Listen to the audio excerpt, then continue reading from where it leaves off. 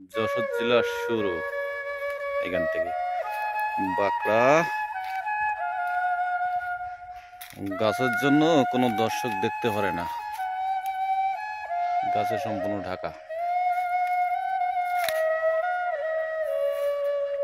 সাতক্ষীরা জেলা আবুল ইসলাম সড়কটা কায়েত হয়ে গেছে, দেখার কোনো লোকজন নাই।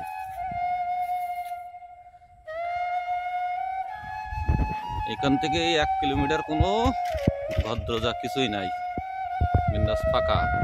যেদিকে তাকাবেন বাঁশবাগান আর বাঁশবাগান, দুই সাইডে খেলে বাঁশবাগান।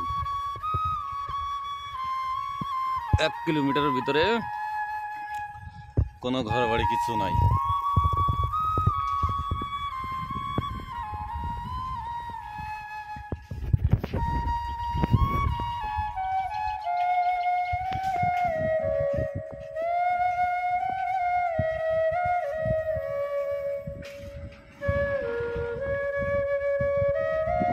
দুই সাইডে বাঁশবাগান আর বাঁশবাগান।